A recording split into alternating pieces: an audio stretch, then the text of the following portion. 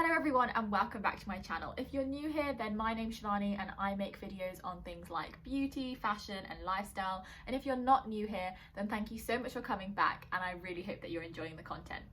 For those of you who don't know, I'm a fourth year medical student at Imperial College London, and to be honest with you, I've wanted to do this video ever since I started on YouTube. So without further ado, welcome to this step-by-step guide for how I got into all four medical schools of my choice. I'm going to be explaining the whole thing in chronological order and sharing all of my tips and tricks with you all. Just a disclaimer, this is not a guarantee that you will get into med school if you do all of these things. Obviously each case is different and I can't predict the future. But many successful applicants will have their own story and their own way that they did things that might be similar to what I talk about in this video or might be different. I'm just sharing my video with you all so that hopefully it can boost your chances of getting into med school. So I was interested in medicine from a very early age. I always thought it looked really cool. So I was quite lucky in the sense that I kind of had a direction of where I wanted to go. Also, being a brown girl, I had to kind of pick out of 5 options. And those options were doctor, dentist, lawyer, accountant, and engineer.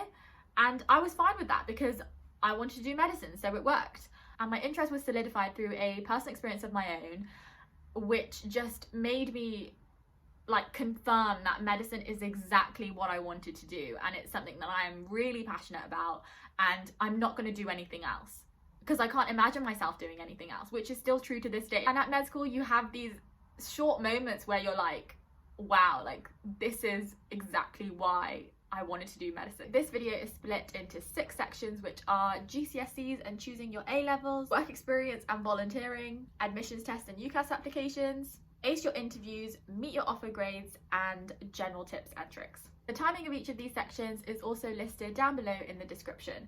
And if you haven't already, please click the subscribe button down below. It'll mean the world to me. The most important thing about GCSEs is doing the best that you can, okay? They're your first proper, legitimate exams that actually count for something, and they're going to stay with you for life. So do the best that you can, work as hard as you can to achieve the best grades possible. I achieved 11 A stars, but you don't have to have got an all A stars to be considered for medicine. So after GCSEs, you obviously go on to A levels, and before you start, you choose what A levels you want to do. So I strongly advise to choose your A levels based on 3 things. Something that you'll enjoy, something that you know you'll do well in, and something that is obviously required for the degree of your choice. So if you want to do medicine, then it's usually biology and chemistry, which are required by the universities. So if you're doing biology and chemistry, then you've got 2 other options, and make sure that these options are something that you enjoy because it's so important.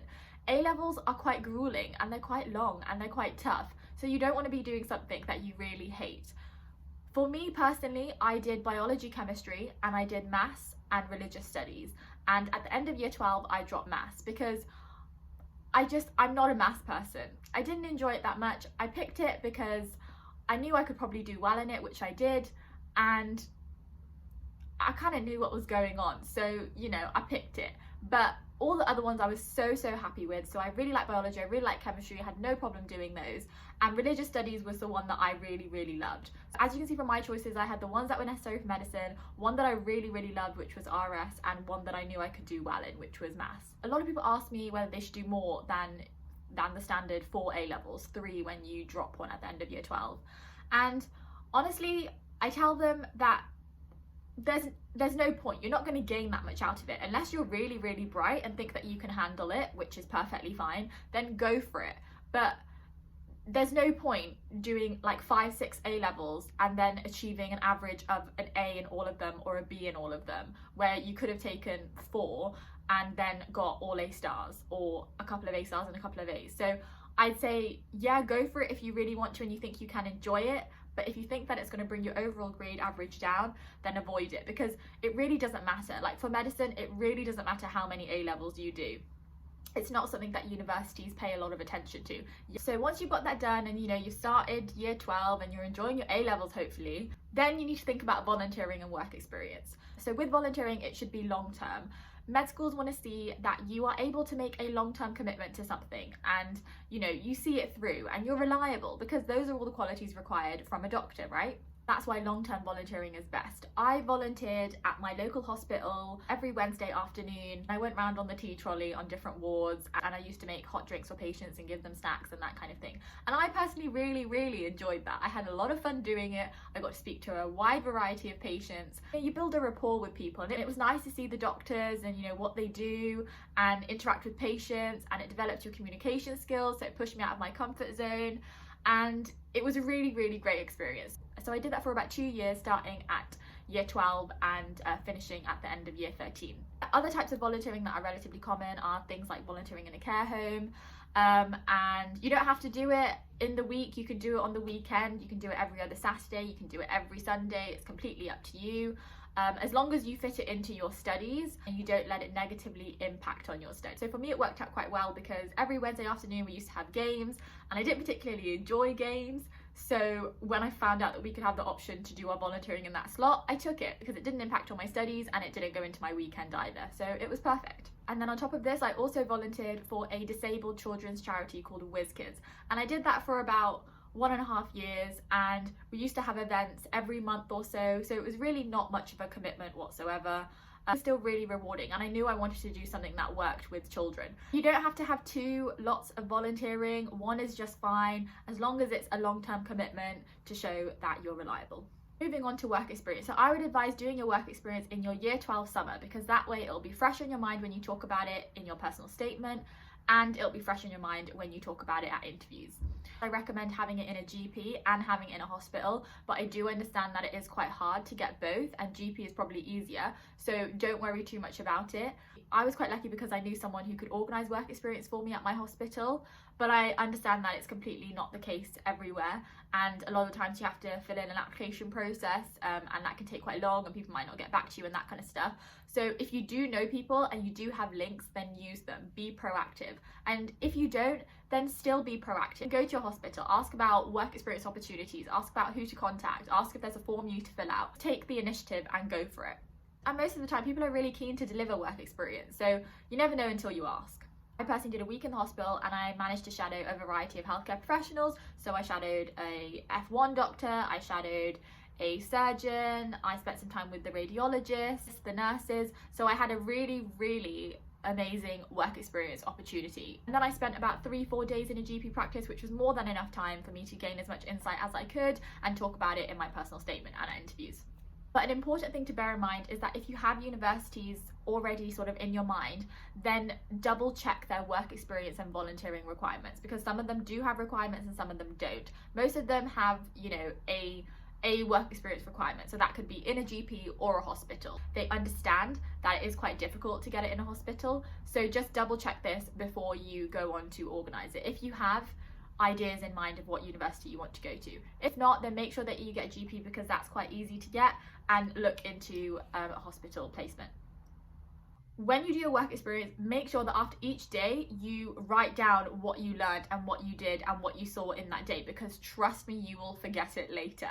So of course, in COVID-19, these work experience opportunities are far less available in person, but there are virtual platforms that you can go to try and get some work experience.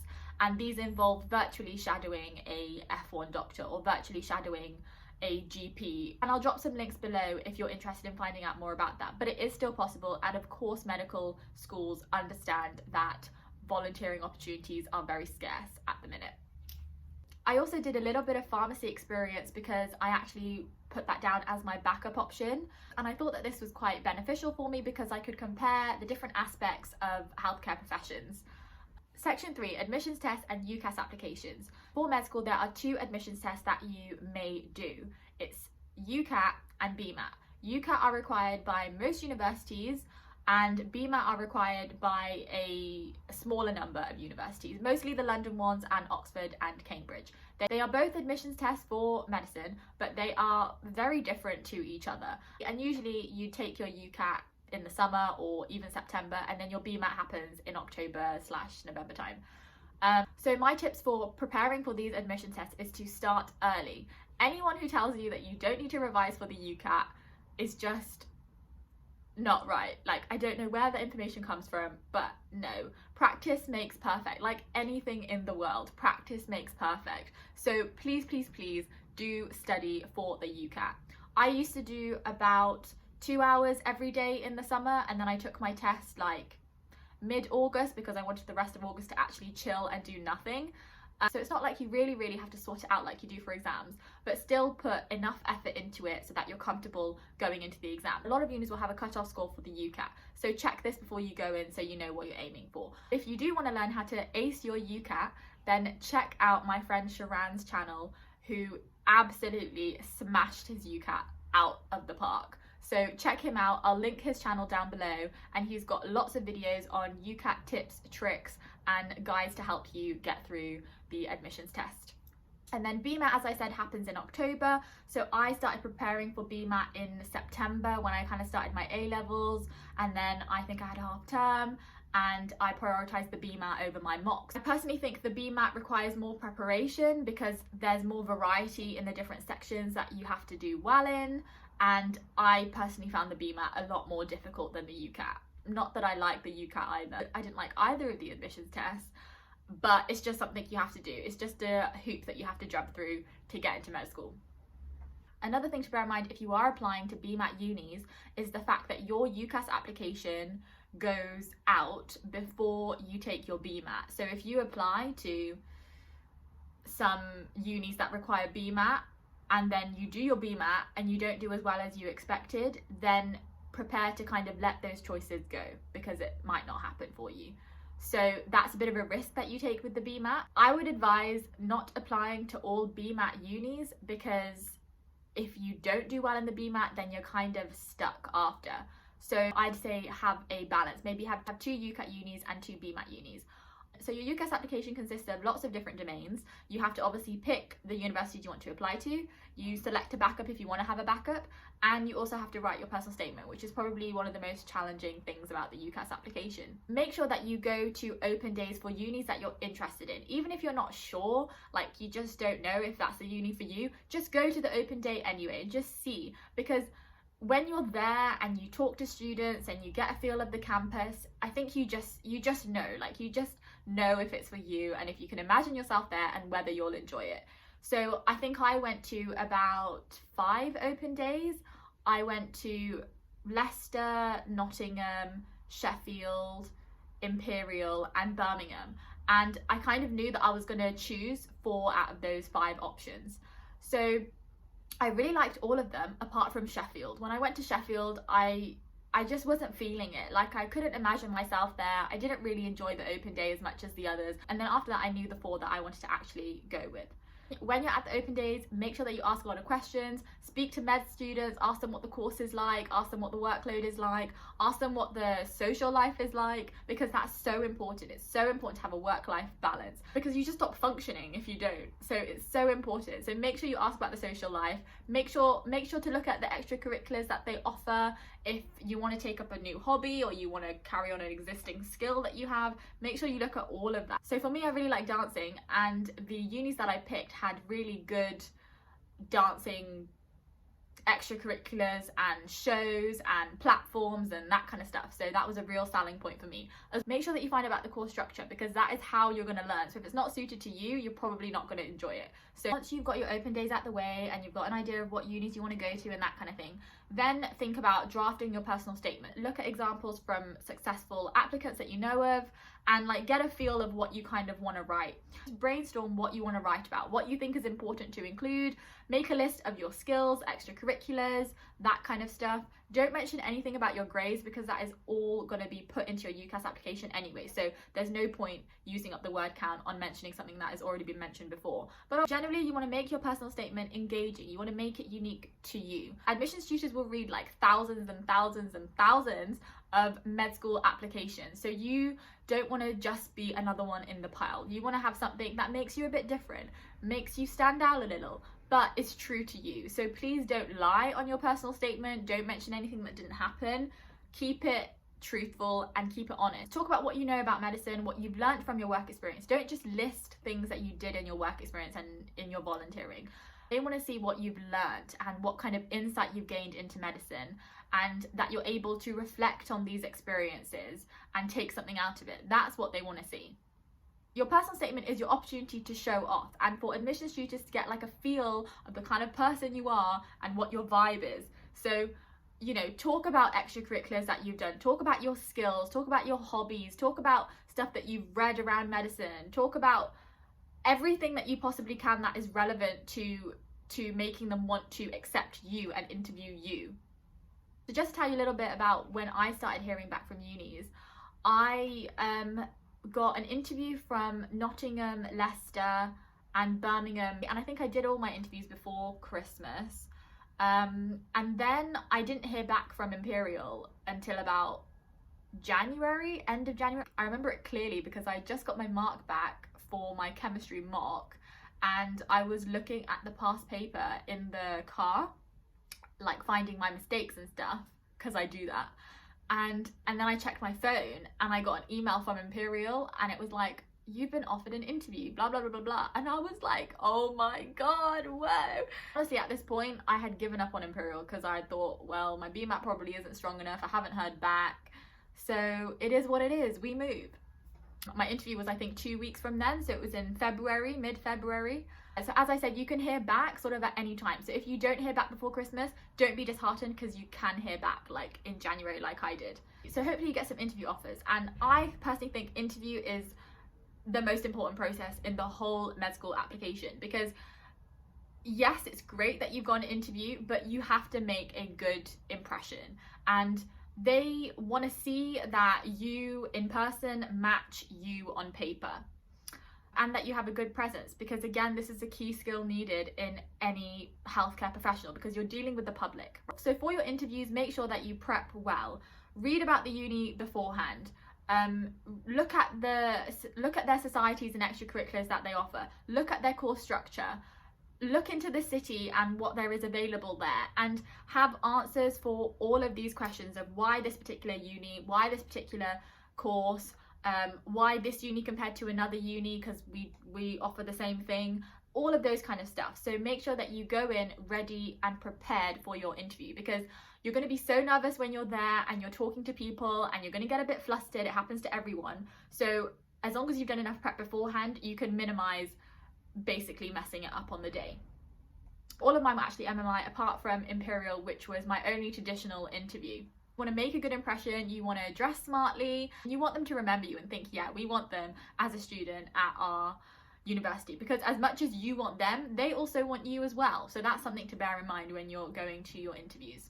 I'll probably do a separate video on interview techniques and how to ace your interviews, so look out for that if you're interested. After that, hopefully you hear back from your interviews that you're successful and they give you an offer. So an offer is basically the grades that they want you to get in your A-levels in order to go to that uni in September, October time. So by about mid-Jan, I had heard back from Leicester, Nottingham and Birmingham with offers. So Leicester and Nottingham offered me 3 A's, and then Birmingham offered me A-star AA. And the A-star could be in any subject whatsoever.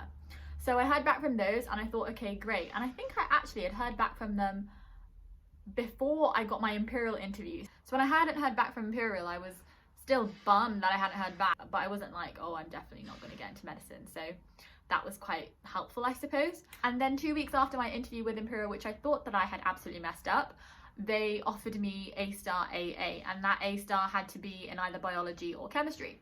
Then that brings me to the final step, which is meeting your offer grades. So this is so important. Like, it's the last hurdle. You don't want to fall down at it, and you want to just smash out your A-levels, and you want to just do the best that you can, because even if you don't get any offers from medicine this time round, then you still want to do the best that you can in your exams, so that you can take a gap year and then reapply, or basically boost your chances when you reapply later. Amongst all the busyness and all the things that you have to manage and everything, make sure to stay focused and don't slack on your grades and don't slack on your work, okay? Because that is the final hurdle. In order to actually go to that med school, you have to achieve your offer grades. So you have to do the best that you can in your A-levels and get those grades. Make sure that it's something that you really want to do, because I'll tell you now, medicine is not a walk in the park, and it's not glamorous at all. We like to think it's like Grey's Anatomy in House, but it's really not. And you do have really tough moments where you're like, I could be doing something a lot easier and not having this stress on my head.